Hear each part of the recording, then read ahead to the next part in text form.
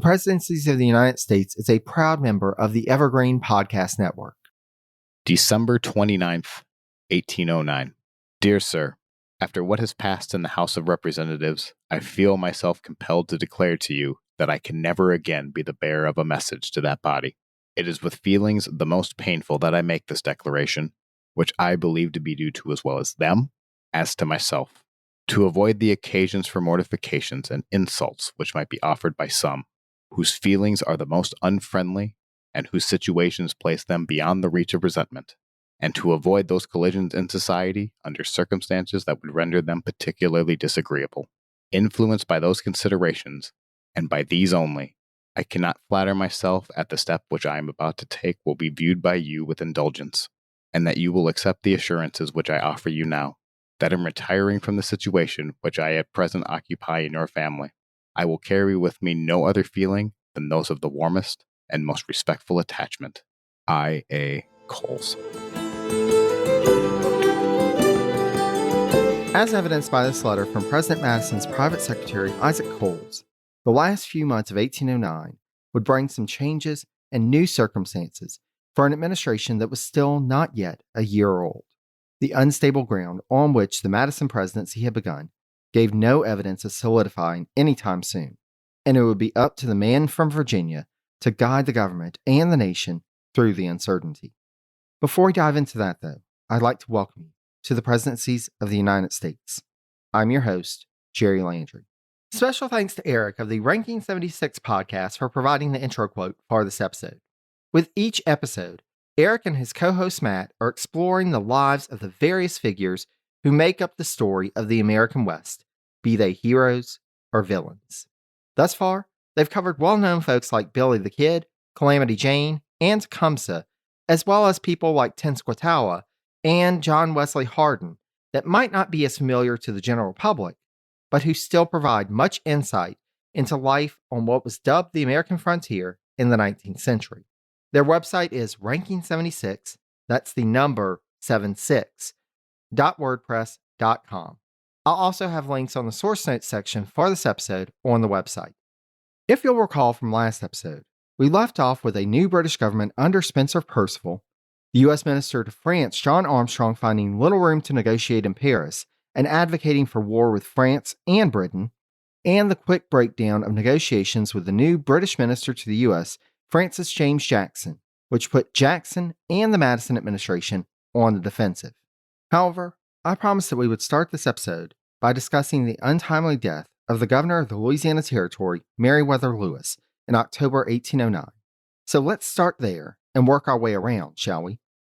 When last we discussed Lewis back in episode 3.33, then President Jefferson had nominated him as the governor of the Louisiana Territory on February 28, 1807, and the Senate had quickly confirmed Lewis. However, this office was only seen by Jefferson as the next phase of Lewis's career. In Jefferson's mind, Lewis still had much to do in order to conclude the work of the historic expedition that he and William Clark had led.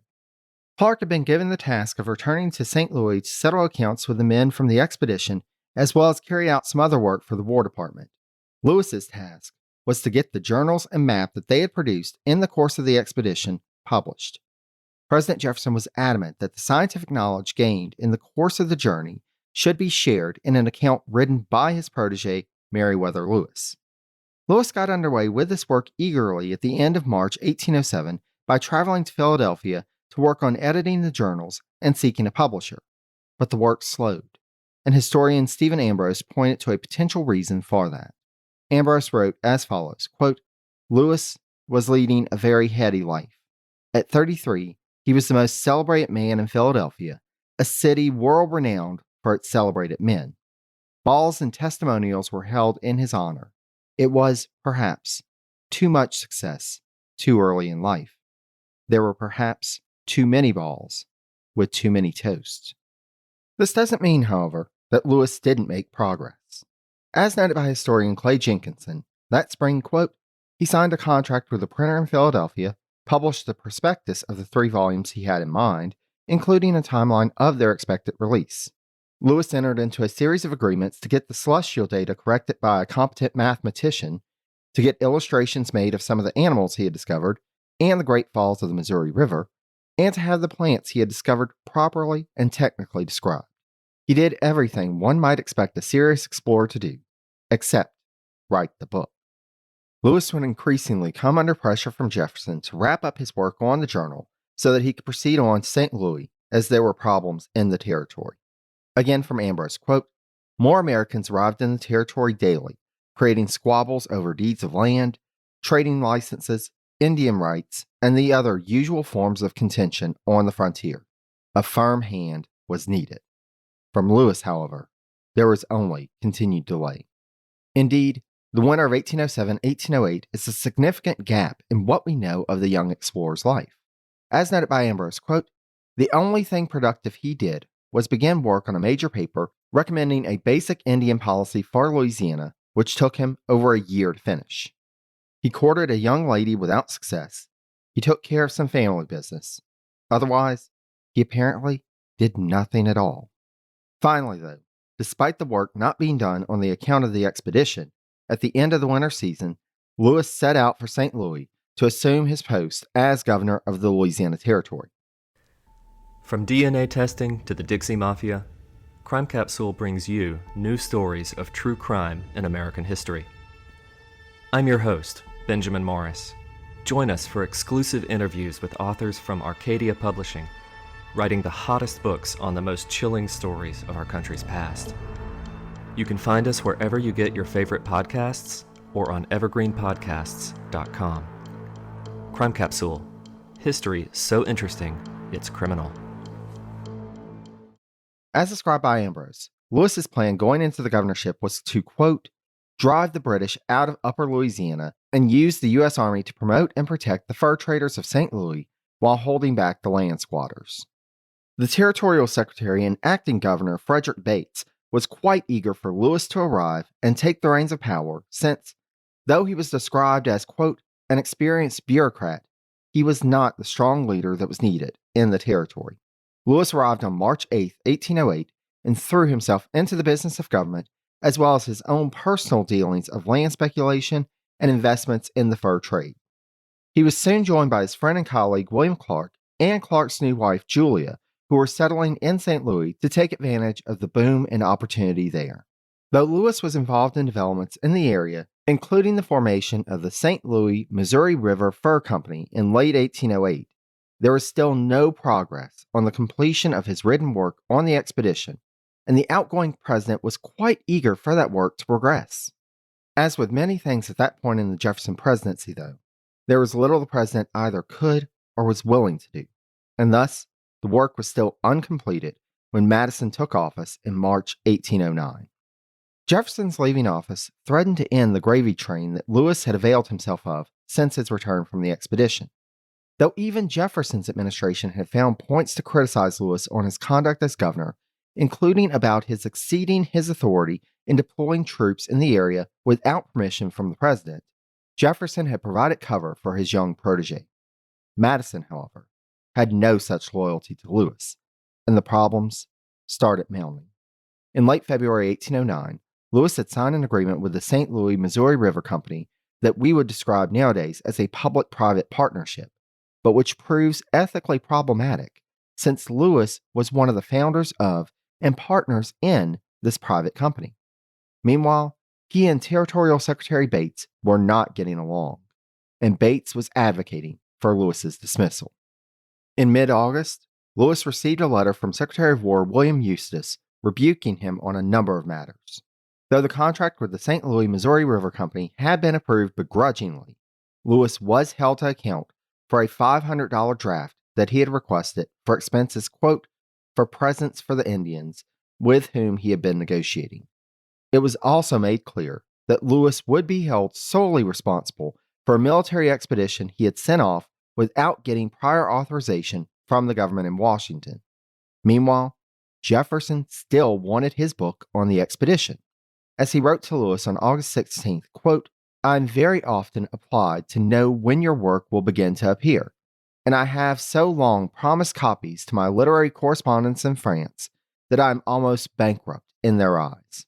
I shall be very happy to receive from yourself information of your expectations on this subject." Everybody is impatient for it. In order to get on a better footing with the administration, as well as take care of personal matters, Meriwether Lewis set off in early September 1809, bound for Washington, D.C., via a trip down the Mississippi River to New Orleans. Lewis, however, was not well, and the trip would do nothing to improve matters. As described by Ambrose, quote, "The Mississippi River Valley in early September 1809 was hot, humid, buggy. Lewis's boat proceeded slowly, since it was necessary for the crew to rest during the middle part of the day. He was in a terrible condition, possibly suffering from a malaria attack, certainly in a deep depression that caused him unbearable pain. Twice he tried to kill himself, whether by jumping overboard or with his pistol is not known, and had to be restrained by the crew. Lewis was drinking heavily, using snuff frequently, taking his pills, talking wildly, telling lies. When he arrived at Fort Pickering on the Chickasaw Bluffs in what's now Memphis, Tennessee, the commander of the fort, after hearing of Lewis's suicide attempts, quote, resolved at once to take possession of him and his papers and detain them there until he recovered, or some friend might arrive in whose hands he could depart in safety. By September 29th, after constant watch, it was deemed that Lewis was capable of continuing his journey overland to D.C. As his party proceeded on the Natchez Trace, however, Lewis returned to his practice of heavy drinking, and his companions on the journey grew increasingly concerned about his condition. On October 10th, they arrived at Grinder's Inn, 72 miles out from Nashville, Tennessee. Later accounts of his behavior that evening were that he seemed rather peculiar, but he was cordial towards the proprietor of the inn, Mrs. Grinder. At some point in the early morning hours of October 11th, though, Lewis died by suicide. I won't go into the details, but suffice it to say that it was not a quick death for him. With his passing, not only was the life cut tragically short, as Lewis was only 35 at the time, but whatever dreams and ambitions Thomas Jefferson had for his protege and for the scientific work that he had anticipated from Lewis, died with the governor. For a man who had shown so much promise, his years after the expedition did not seem to reflect that, though, as Clay Jenkinson notes, it may have been due to the nature of his previous experience and circumstances beyond his control that he did not have a successful tenure as a territorial governor. As Jenkinson writes, quote, he, i.e. Lewis, was too accustomed to military command to understand the yeasty brew of frontier politics. It's hard for a reader of the 21st century to understand the chaos and turmoil of what became Missouri in 1808. It would be up to the Madison administration to determine just who could provide the steady hand needed to get matters under control. But at the end of 1809, there were other messy political matters to consider, including what to do about our old friend, General James Wilkinson. When last we left Wilkinson and the poor, unfortunate troops under his command at Terre-Boeuf in episode 4.5, disease due to treacherous living conditions was tearing through the camp. As noted by Wilkinson biographer Andrew Linkletter, quote, the months at Terre-Boeuf saw 145 losses from death and desertion. When word reached Secretary of War William Eustis that Wilkinson had disobeyed his orders to move the troops upriver and had instead moved them downriver with disastrous yet predictable results, he was fit to be tied. He wrote to Wilkinson ordering him, quote, immediately to embark all the troops and proceed to the high ground in the rear of Fort Adams and Natchez, the destination that Wilkinson had initially been ordered to move the force. The Navy was ordered to provide 24 gunboats to move the force from Terre-Boeuf, but in the end, they were only sent 4 boats that were, quote, rodden and unseaworthy. Thus, Wilkinson had to hire boats, and, again from Linkletter, quote, the troops were crammed onto the few boats that could be hired in New Orleans, and, with agonizing slowness, were rowed upstream in the sultry summer heat. If you've never been to Louisiana in the summer, let me tell you, sultry is an understatement. It's an oppressive, muggy heat that makes you want to fall out just stepping outside, much less being cramped in a confined space with tons of other folks. Linkletter notes that, quote, in an operation that eventually saw the force lose more than 1,100 men, approximately 750 of them died or deserted after the move ordered by Eustis. More than 200 men had succumbed on the boats, but weakened by disease and recurrent fevers, including malaria. Another 500 died after they reached dry land. It wouldn't be until mid-October 1809 that the first of Wilkinson's force arrived at Fort Washington in the Mississippi Territory, and around the end of the month, the rest were landed at Natchez. Now, it's not surprising that with such disastrous results from Wilkinson's command, that there would be an inquiry into the matter. The Terre-aux-Boeufs fiasco was yet another black eye on this still relatively new administration, as well as the military effectiveness of the nation at the time, where it was quite possible that the United States could be at war with either Britain or France in the near future. Wilkinson had gone too far this time, and thus, on December 19, 1809, President Madison issued orders suspending James Wilkinson as commanding officer of the U.S. Army, quote, pending the outcome of a congressional investigation. Another embarrassing situation for the administration stemmed from an altercation relating to the communication of Madison's first annual message to Congress on November 29th that we discussed at the end of the last episode. As mentioned, this message was carried to Congress and read by the president's private secretary, Isaac Coles. Coles had rather of a reputation around town. As Madison biographer Ralph Ketchum described, Coles, quote, was thought by many to be the handsomest man in Washington, and his travels caused palpitations up and down the Atlantic coast. As the details are sketchy at best, it's not known whether it was due to a romantic entanglement or another personal matter or even a political disagreement that the following occurred. But we do know that at some point in his trip to deliver the annual message, Isaac Coles assaulted Representative Roger Nelson, Democratic Republican from Maryland. One witness account asserted that Nelson had, quote, extended his hand in greeting to Coles, and Coles responded by striking Nelson in the face. Another account had him, quote, seizing Nelson by the collar and hitting him with some violence on the forehead or temple before telling Nelson, quote, I'm willing for this matter to end here. You attacked my character, and I have taken this method to take satisfaction or to chastise you. Francis James Jackson wrote to his brother that Coles had quote-unquote horsewhipped Nelson.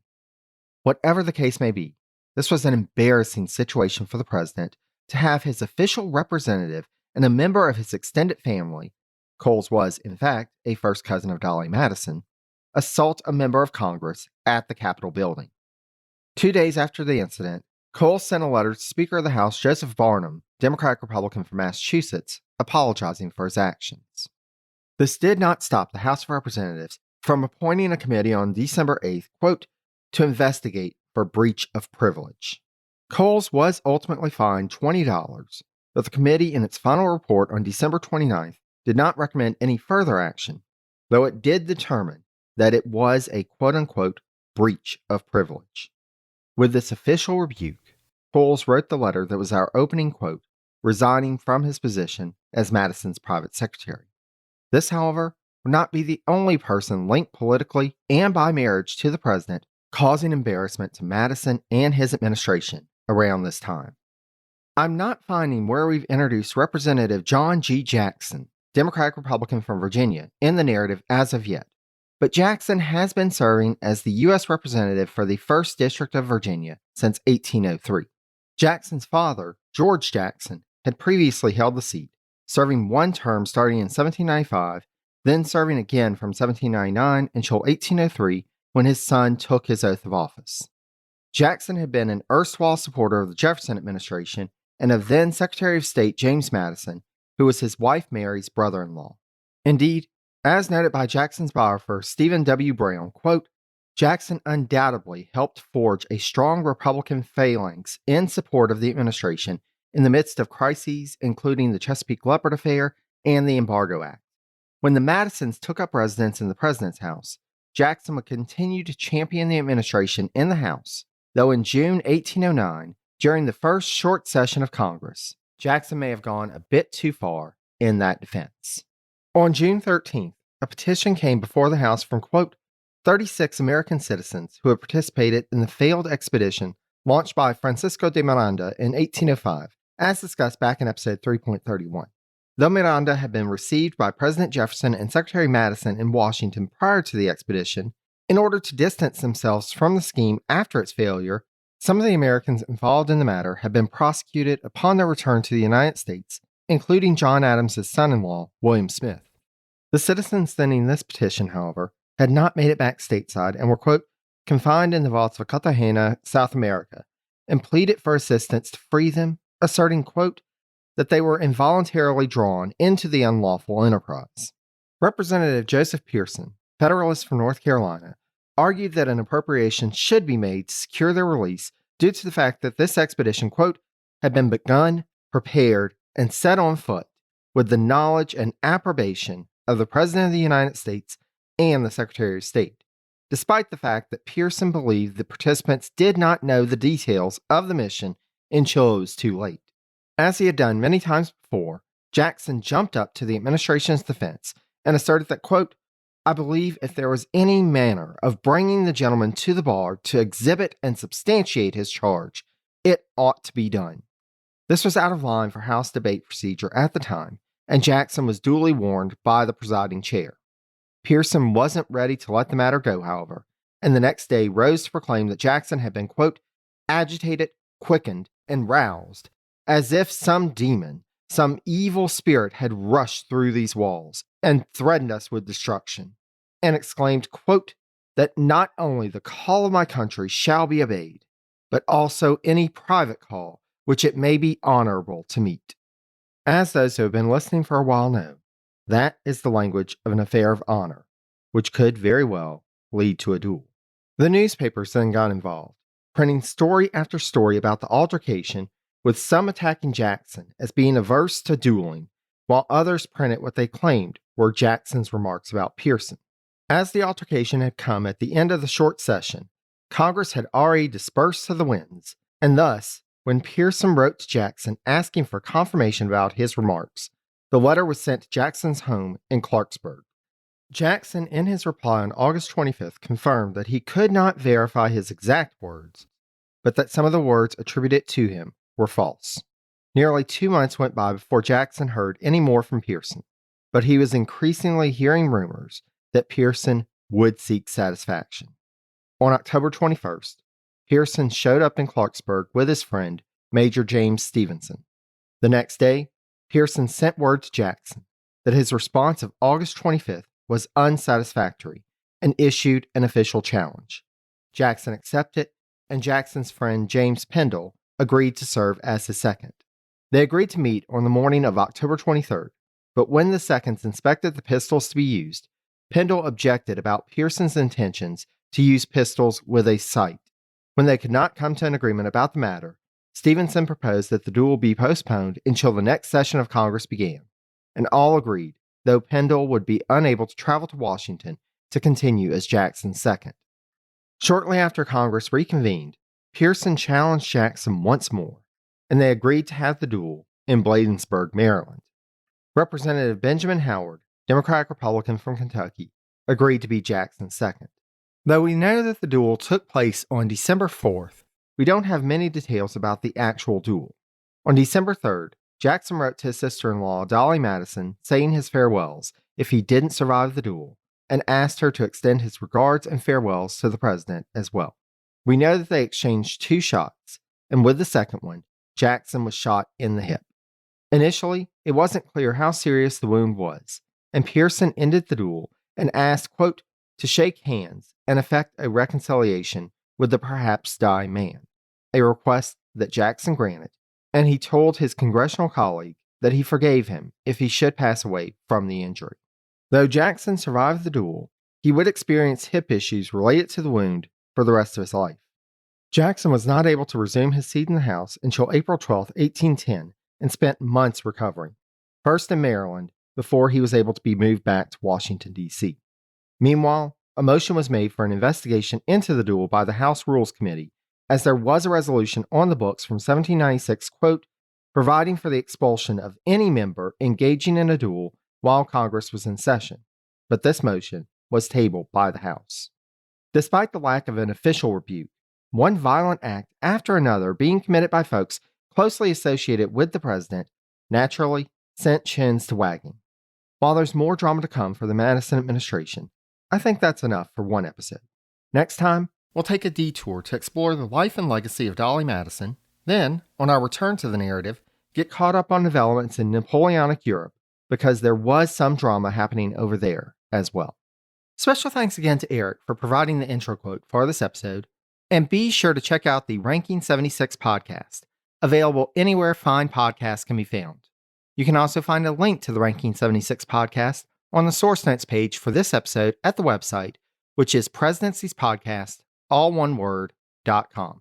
There, you can also find out information about the itinerant band who graciously allowed us the use of clips from their rendition of Jefferson and Liberty as the intro and outro music for this series. Thanks so much to Alex Van Rose for his audio editing work on this episode.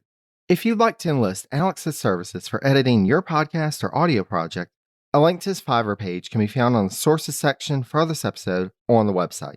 If you have any questions or comments for me, please feel free to reach out via email at presidenciespodcast, again, all one word, @gmail.com.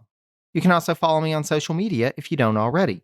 I'm available on Facebook at Presidencies, on Twitter at Presidencies89, and on Instagram at Presidenciespodcast, all one word. It's been a long journey already, and we've got much more ahead of us. So be sure to join me next time as we continue our exploration of presidential history. Thank you so much for listening, and until next time, stay safe and healthy, be kind to one another, and take care, dear friends.